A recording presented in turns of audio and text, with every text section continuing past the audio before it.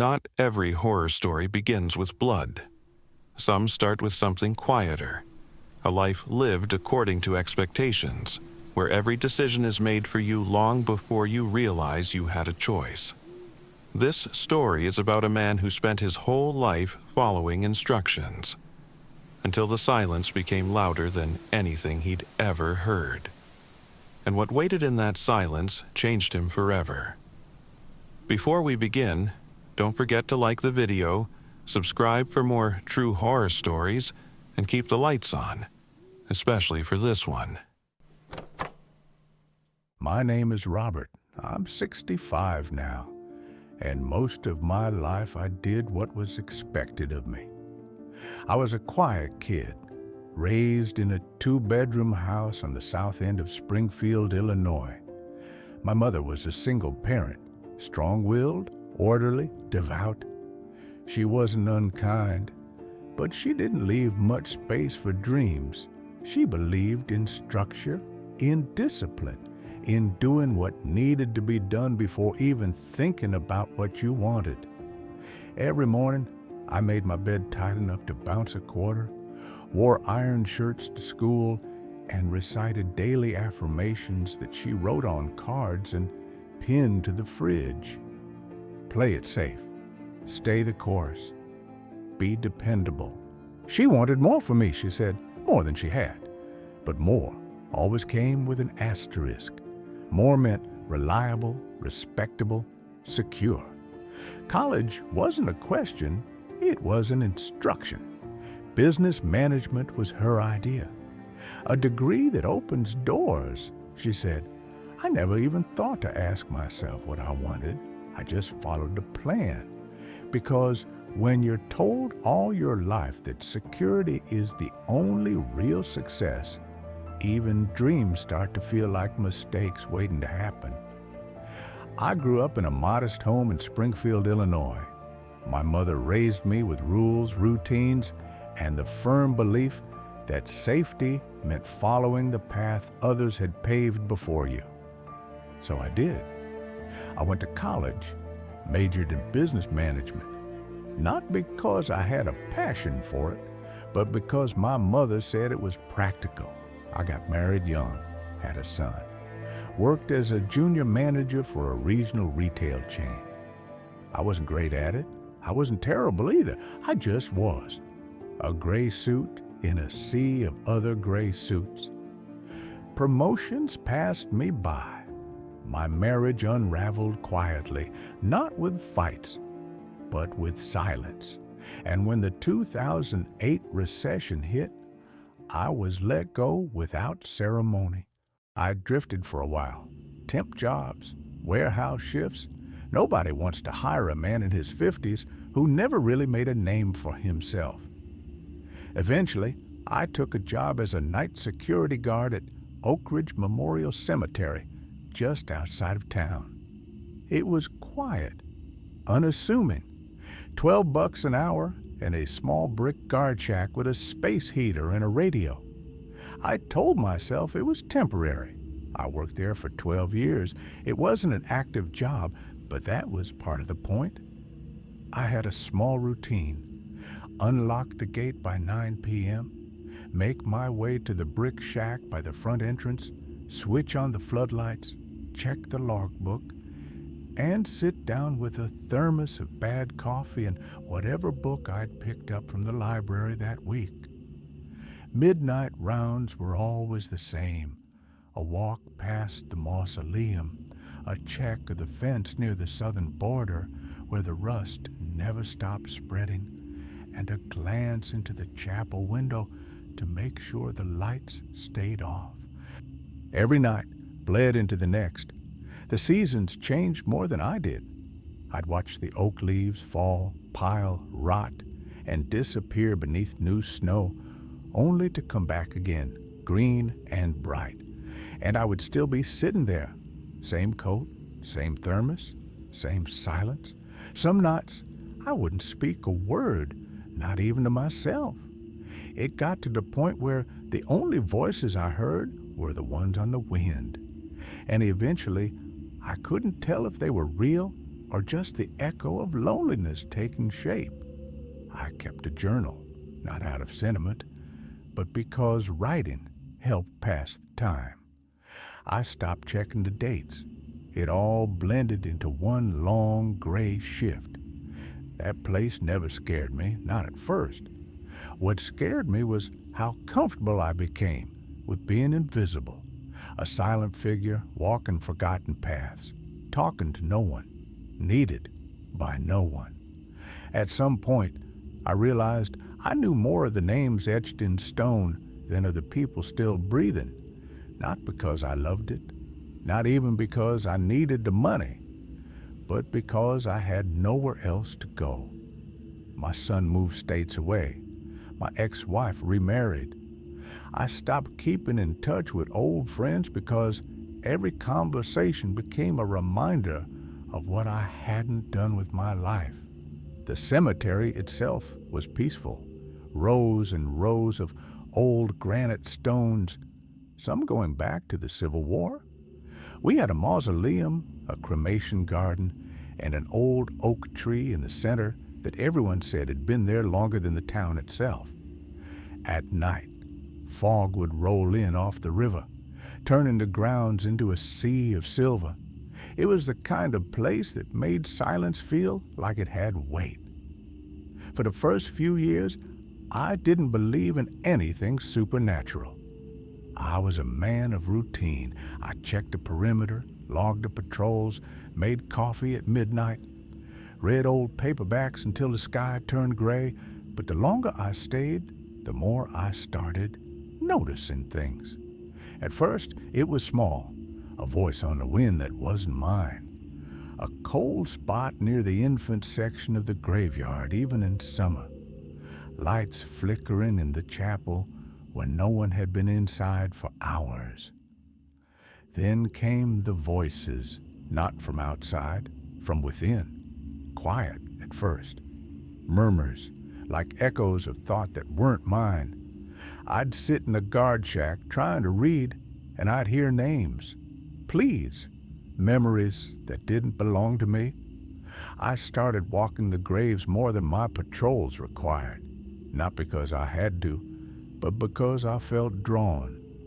Sometimes I'd stop by a certain headstone and just stand there, and I'd know what they wanted.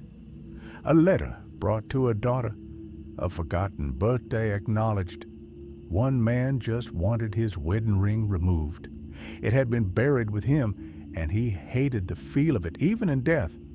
I did these things not because I believed I was helping, but because doing them made the voices stop, at least for a little while. Then came that one night, but before that, in the days leading up, something had begun to shift. The voices had grown stronger, more persistent. I could no longer tell if I was hearing them through my ears or inside my skull. One evening, the front gate was open when I arrived, though I knew I'd locked it the night before. Another night, I found every single candle in the chapel melted into a puddle, like they'd burned through in a single hour. Birds stopped roosting near the oak tree. The chapel's bell rang once at exactly midnight, even though the rope had been cut years ago. And the mausoleum doors, heavy bronze things that usually took effort to push, were ajar, as though someone had simply walked through them. I stopped reading my paperbacks. I couldn't concentrate. I started skipping parts of my patrol. I'd find myself standing in the infant section of the cemetery without remembering how I got there, shivering under a summer sky. Then came that one night. It was late October, windy, the kind of wind that sounds like it's speaking a language just below hearing. I remember because I had fallen asleep in the shack, and I woke to the radio spitting static. When I reached to adjust the tuner, it whispered to me, "Don't go under the hill." Clear, crisp, in a voice I didn't recognize. There was a section of the cemetery past the maintenance shed that sloped down into a sunken grove. Old graves, real old, barely marked. No lights reached that far, and the path was overgrown. That night, something pulled me there. I took my flashlight and walked into the black. The further I went, the quieter it got. No wind, no insects, just a blanket of pressure. I felt it in my ears like being underwater. And then I saw him. Not a ghost, not a man, something else.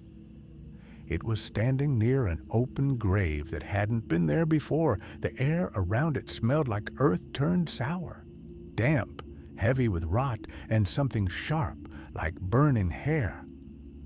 The ground was wet, though it hadn't rained in days, and every breath I took felt thick, as if the atmosphere itself had weight. My ears rang with a low vibration I couldn't place, as though the earth itself was humming.